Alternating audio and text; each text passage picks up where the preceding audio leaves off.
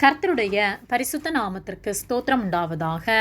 கர்த்தராகிய இயேசு கிறிஸ்துவின் நாமத்தில் உங்களுக்கு கிருபையும் சமாதானமும் உண்டாவதாக. இந்த நாளுக்குரிய தியானத்திற்கான தேவ வார்த்தை 1 கொரிந்தியர் அதிகாரம் 15 வசனம் 19. இம்மைக்காக மாத்திரம் நாம் கிறிஸ்துவின் மேல் நம்பிக்கை உள்ளவர்களாயிருந்தால் எல்லா மனுஷரை பார்க்கிலும் பரிதபிக்கப்படத்தக்கவர்களாயிருப்போம்.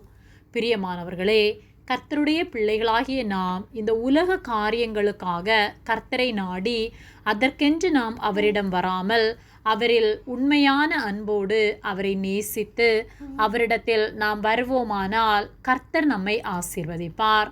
உன் தேவனாகிய கர்த்தரிடத்தில் உன் முழு இருதயத்தோடும் உன் முழு ஆத்துமாவோடும் உன் முழு மனதோடும் உன் முழு பலத்தோடும் அன்பு கூறுவாயாக என்பதே பிரதான கற்பனை என்று சொல்லப்பட்டுள்ளது. நம்முடைய முழு இருதயத்தோடும் நம் முழு பலத்தோடும் கர்த்தரை நேசிக்கிறவர்களாக நாம் இருக்க வேண்டும். உலக காரியங்களுக்காக மட்டும் கர்த்தரை நாடி வருவோமானால் நம்மை விட பரிதபிக்கப்பட்டவர்கள் ஒருவரும் இல்லை. கர்த்தருடைய பிள்ளைகள் என்று சொல்லுவதற்கு எந்த தகுதியுமே இல்லாதவர்களாகிய நம்மை, புறஜாதிகளாகிய நம்மை கர்த்தர் தேடி வந்து மீட்டெடுத்த அன்பை ஒருபோதும் நாம் மறந்து போகக்கூடாது. நமக்காக இந்த உலகத்தில் அவர் மனிதனாய் வெளிப்பட்டார். நம்முடைய பாவங்களை அவர் சுமந்ததி நிமித்தமாய் நாம் இன்று ஜீவனோடு இருக்கிறோம். நம்முடைய நிந்தனைகள், அவமானங்கள், போராட்டங்கள் எல்லாவற்றிலும் நமக்கு துணையாக இருந்து ஒருபோதும் நம்மை விட்டு விலகாமல், எந்த சூழ்நிலையிலும் நம்மை கைவிடாமல், நம்முடைய இன்பத்திலும் துன்பத்திலும் எல்லாவற்றிலும் அவர் நமக்கு துணையாயிருந்து நம்மை காத்த அன்பை ஒருபோதும் மறந்து போகாமல் அவரை நம்முடைய இருதயத்திலிருந்து நாம் நேசிக்க வேண்டும்.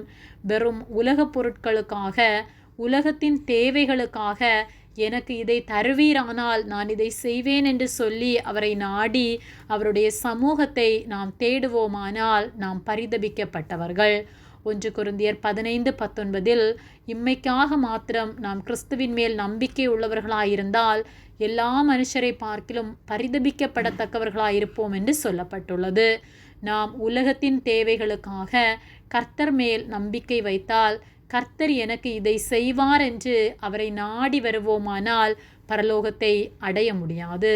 அநேகர் இந்த உலகத்திலே நெடுநாட்கள் ஜீவித்து உலகத்தை ஆள வேண்டும் என்று, உலகத்தின் காரியங்களை நிறைவேற்ற வேண்டும் என்று உலக ஆசையோடு நாம் காணப்படுவோமானால் நித்திய ஜீவனை நாம் பெற்றுக்கொள்ள முடியாது. உலக ஆசை நம்மை பாவத்திற்கு நேராக தள்ளிவிடும். ஆனால் பரலோகத்தை நான் சென்றடைய வேண்டும் என்று பரிசுத்தத்திற்கு அடுத்த காரியங்களில் நாம் வாஞ்சையோடு இருந்து நீதி உள்ளவர்களாய், உண்மை உள்ளவர்களாய், பரிசுத்தத்தோடு நம்முடைய சரீரத்தை நாம் காத்து கொள்வோமானால் கர்த்தர் நம்மோடிருந்து நிச்சயமாக இந்த உலகத்தின் தேவைகளையும் கர்த்தர் சந்தித்து நம்மை ஆசீர்வதிப்பார். ரோமர் 12:1 இப்படி இருக்க சகோதரரே, நீங்கள் உங்கள் சரீரங்களை பரிசுத்தமும் தேவனுக்கு பிரியமுமான ஜீவ பலியாக ஒப்பு கொடுக்க வேண்டும் என்று தேவனுடைய இரக்கங்களை முன்னிட்டு உங்களை வேண்டிக் கொள்கிறேன். இதுவே நீங்கள் செய்யத்தக்க புத்தியுள்ள ஆராதனை என்று சொல்லப்பட்டுள்ளது. நம்முடைய சரீரத்தை பரிசுத்தமாகவும் தேவன் விரும்புகிற ஜீவ பலியாகவும் ஒப்பு கொடுப்பதே புத்தியுள்ள ஆராதனை. ஆகவே கர்த்தருடைய இரக்கங்களை, அவர் தயவை அசட்டை பண்ணாமல் அவர் நமக்கு தந்திருக்கிற இந்த நாட்களில் அவருக்கு உண்மை உள்ளவர்களாக வாழ்ந்து நித்திய ஜீவனை பெற்றுக்கொள்ளத்தக்கதான ஓட்டத்தை ஓடுவோம். கர்த்தர் நம் ஒவ்வொருவரையும் ஆசீர்வதித்து இந்த உலகத்தில் நம் தேவைகளையும் சந்தித்து பரலோக ராஜ்யத்தையும் நாம் சுதந்திரித்து கொள்ள நமக்கு உதவி செய்வாராக. ஆமேன். ஜெபம்.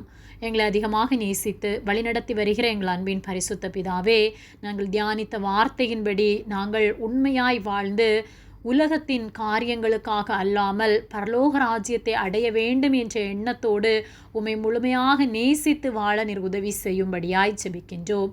எங்களை உம்முடைய கரத்திலே தாழ்த்துகின்றோம். இயேசுவின் நாமத்தில் ஜெபிக்கின்றோம் பிதாவே. ஆமேன். கர்த்தர் உங்களை ஆசீர்வதிப்பாராக.